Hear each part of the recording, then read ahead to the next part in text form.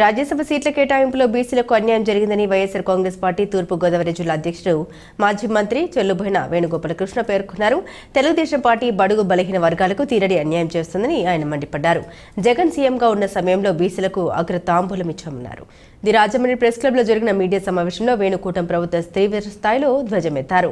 టీడీపీలో బీసీలకు అన్యాయం జరుగుతుందని వ్యాఖ్యానించారు. మోంపిదేవి వెంకటరమణతో రాజ్యసభ సభ్యత్వానికి రాజీనామా చేయించి మత్స్యకారులకు తీరని అన్యాయం చేశారని, ఆ టికెట్ను సానా సతీష్ కు కేటాయించారని తప్పుపట్టారు. బీసీలకు అన్యాయం జరుగుతుందంటూ తెదేపా పొలిట్ బ్యూరో సభ్యుడు మాజీ మంత్రి యనమల రామకృష్ణుడు చేసిన వ్యాఖ్యల్ని వేణు సమర్థించారు. జగన్ పాలనలో బీసీలకు అన్ని విధాలుగా న్యాయం చేశారని, అటు పార్లమెంటుతో పాటు ఇటు రాజ్యసభలో కూడా ఎక్కువ మందికి అవకాశాలు కల్పించామన్నారు. ఈ నెల 13న రాజమహేంద్రవరం కలెక్టర్ కార్యాలయం వద్ద రైతులకు అండగా వినతి పత్రం అందించే కార్యక్రమంలో పార్లమెంటు పరిధిలోని నాయకులు, కార్యకర్తలు హాజరై విజయవంతం చేయాలని కోరారు. అంటే ఎక్కడో నిగూఢంగా యనమల రామకృష్ణుడు గారు అన్నమాట, యనమల రామకృష్ణుడు గారు బీసీగా నిగూఢంగా ఎంతకాలం దాచుకుని ఉంటారు, అది వ్యక్తం చేశారు. ఇప్పుడు నేను కూడా అదే అంటున్నాను కదా, తెలుగుదేశం పార్టీలో బీసీలకు అన్యాయం జరుగుతుంది అనేటువంటిది వివాదం లేదు. ఖచ్చితంగా అన్యాయం జరుగుతుంది. కేవలం మాయ మాటలు లేకపోతే చెప్పిన మాటలు చెప్పకుండా చేయటం చేశారు. ఇప్పుడు యనమల రామకృష్ణుడు గారు పాలిట్ బ్యూరో సభ్యుడు, సీనియర్ నాయకుడు. వారు ఏమన్నారు, అక్కడ జరిగినటువంటి భూములు ఎవరైతే కొనుగోలు చేశారో ఆ వ్యక్తులు బడా వ్యాపారులు. ఇప్పుడు చరిత్రలో ఎప్పుడూ లేనట్టుగా సెర్చ్ భూముల్ని కన్నబాబు కమిటీ ద్వారా రైతులకు అప్పచెప్పారు. ఇది యథార్థం. సెర్చ్లో ఎవరైతే భూములు కోల్పోయినటువంటి రైతులు వాళ్ళకి అన్యాయం జరిగిందన్నారో వాళ్ళకి ఆ భూముల మీద మళ్ళీ తిరిగి వాళ్ళకి ఇచ్చినటువంటి చరిత్ర 2000 ఎకరాలు ఇవాళ వైఎస్ఆర్ కాంగ్రెస్ పార్టీ ప్రభుత్వం ఉంది. మీరు ఎన్నికల్లో 2014-13లో చంద్రబాబు నాయుడు గారు ఏరివాక్ సాగి ఆ భూముల్లో అధికారంలోకి వచ్చిన తర్వాత పట్టించుకోలేదు. అప్పుడు యనమల రామకృష్ణ గారు కామ్గా ఉన్నారు కదా. అంటే ఏమనుకోవాలి మనం, అంటే మీకు అధికారం లేకపోతే ఒకటి ఉంటే ఒకటి. సరే, ఇవాళ అధికారం ఉంది. మరి ఒకసారి యనమల గారికి ఏం గుర్తుకొచ్చిందో లేకపోతే వారి పార్టీ అంతర్గత విషయాలకు మనం వెళ్ళాం. కానీ యనమల గారు చేసినటువంటి ప్రస్తావన అక్కడ భూములన్నీ కూడా బీసీలకు సంబంధించి మత్స్యకార లేదా యాదవ కమ్యూనిటీకి సంబంధించినటువంటి భూములు చాలా తక్కువ ధరలకే వెళ్ళిపోయాయి, వాళ్ళకి న్యాయం చేయమని అడగడం కాదు, అక్కడ చేయించాలా. అది నిజమైన చిత్తశుద్ధి.